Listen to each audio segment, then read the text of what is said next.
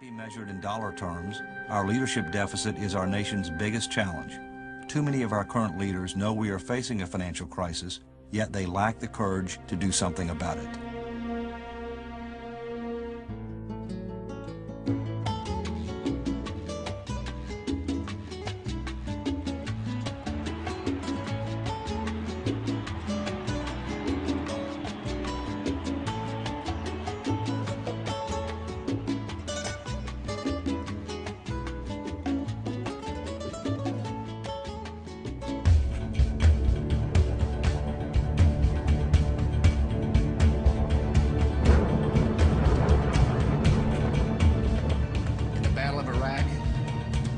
States and our allies have prevailed.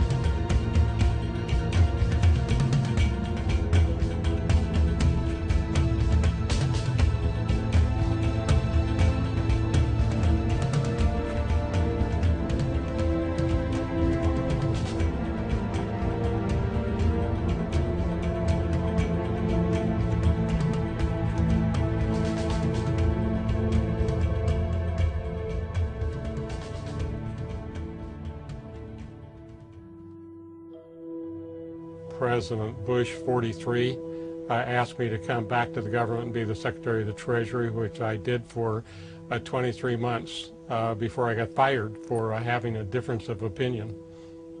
For the record, the White House is saying that Treasury Secretary Paul O'Neill and top economic advisor Larry Lindsey tendered their resignations voluntarily.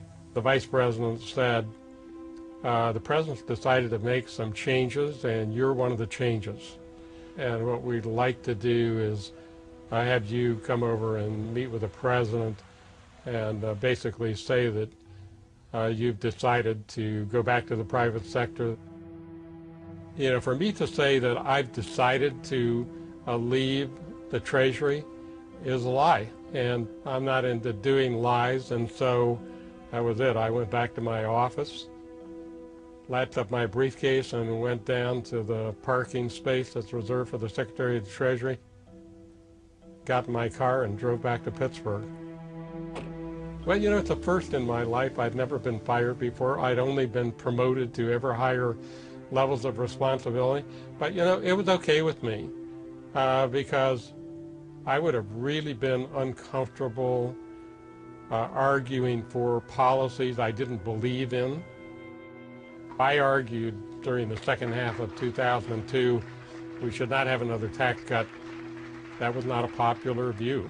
And in fact, it led to a conversation with the Vice President where he basically told me that we don't have to worry about deficits, you know, which I got to tell you was really a shock to me.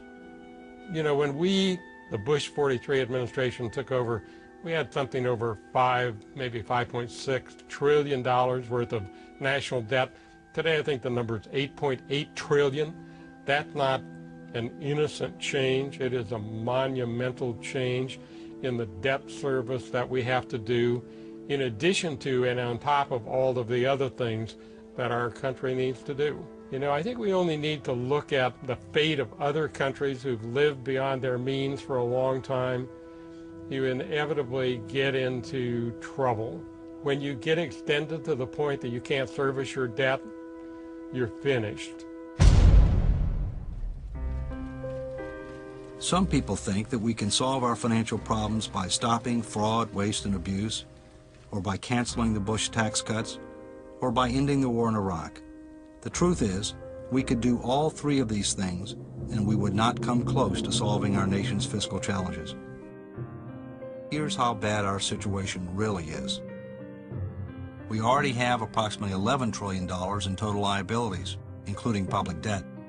To this amount, you need to add the current unfunded obligations for Social Security benefits of about $7 trillion. Then add Medicare's unfunded promises, $34 trillion, of which about $26 trillion relates to Medicare Parts A and B, and about $8 trillion relates to Medicare Part D, the new prescription drug benefit, which some claimed would save money in overall Medicare costs. Add another $1 trillion in miscellaneous items, and you get $53 trillion. Our country would need $53 trillion invested today, which is about $175,000 per person, to deliver on the government's obligations and promises. How much of this $53 trillion do we have? Zip. By the time today's college graduates are ready to retire, 40 years from now, the only things our government will be able to pay for are interest on the federal debt and some Social Security, Medicare, and Medicaid benefits. All other parts of the federal government will be closed and out of business. What about taxes? We would have to raise federal tax burdens across the board, more than 2 times today's levels, to close the financing gap. Some politicians complain when any tax increases are mentioned. We're facing a more than doubling of federal taxes if we continue down our present path. Remember our debt to GDP? By the year 2040, our debt to GDP will be twice the record level at the end of World War II, and it skyrockets after that. Who's going to lend us money then? No matter what you personally believe should be done to address our nation's deficits, the magnitude of our problem is much bigger than people understand. Let's assume for a moment that all earmarks and special interest pork barrel spending were eliminated. They only represent about 1% of our annual federal spending. What if all 3 Bush tax cuts expired in 2010? That would only address about 10% of our federal financial hole. And what about Iraq?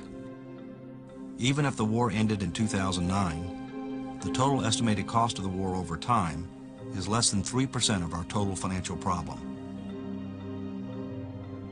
Our budget, savings, trade, and leadership deficits individually are bad enough, but in combination, they create a toxic mix that threatens our country's and our families' futures. As the baby boomers retire in large numbers, this tidal wave of spending will reach our shores, and we are simply not prepared for it. And trust me, it could swamp our ship of state. Unlike many other problems facing our country, this one is ours alone. We can and we must solve this one. The question is, when will we? As our nation's founder said, it's really up to us, we the people.